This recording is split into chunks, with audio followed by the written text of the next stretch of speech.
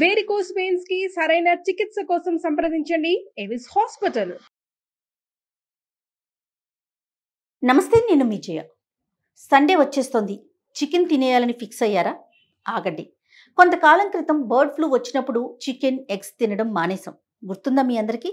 ఇప్పుడు కూడా అదే బర్డ్ ఫ్లూ మళ్ళీ తూర్పుగోదావరి జిల్లాలో వేగంగా వ్యాపిస్తోంది. తాజా పరిస్థితి ప్రకారం తూర్పుగోదావరి జిల్లాలో ఈ వైరస్ ధృవీకరించబడింది. ఫిబ్రవరి 9, 2025న తూర్పుగోదావరిలోని కన్నూరు అగ్రహార గ్రామంలో పౌల్ట్రీ ఫామ్స్లో ఫస్ట్ బర్డ్ ఫ్లూ కేసు నిర్ధారణైంది. నల్లజర్ల, సీతానగరం ప్రాంతాల్లో కూడా ఈ వ్యాధి బాగా ప్రబలింది. అధికారులు కన్నూరు గ్రామం చుట్టూ 1 కిలోమీటర్ రెడ్ జోన్గా, 10 కిలోమీటర్లు సర్వైలెన్స్ జోన్గా ప్రకటించారు. ఈ సర్వైలెన్స్ జోన్లో door to door health survey ప్రారంభమైంది. ఇక వెల్పూరు, కన్నూరు గ్రామాల పౌల్ట్రీ ఫార్మ్స్ నుంచి సేకరించిన శాంపిల్స్ ని భోపాల్లోని నిషాద్కి పంపగా ఇది బర్డ్ ఫ్లూ పాజిటివ్ అని తేలింది. ఈ నేపథ్యంలో యానిమల్ హస్బెండరీ డిపార్ట్మెంట్ వారు ఇన్ఫెక్ట్ అయిన కోళ్లని నిర్మూలించాలని ఆదేశించి రెడ్ అలర్ట్ ను కూడా ప్రకటించింది. 144 సెక్షన్ విధించి చికెన్ సేల్స్ అండ్ కన్సంప్షన్ పై బ్యాన్ విధించింది. స్పెషల్ హెల్ప్ లైన్ నెంబర్స్ ని ఏర్పాటు చేసింది. తెలంగాణలో ఇప్పటివరకు బర్డ్ ఫ్లూ కేసులు నమోదు కాలేదు. కానీ నిజామాబాద్, కామారెడ్డి జిల్లాలో వేల సంఖ్యలో కోళ్ల మరణాలు నమోదయ్యాయి. తెలంగాణ ప్రభుత్వం అప్రమత్తమైంది. ఏపీ నుంచి పౌల్ట్రీ ట్రాన్స్పోర్ట్ను బ్లాక్ చేసింది. బోర్డర్ చెక్పోస్ట్ వద్ద కట్టుదిట్టమైన తనిఖీలు కూడా ప్రారంభించింది.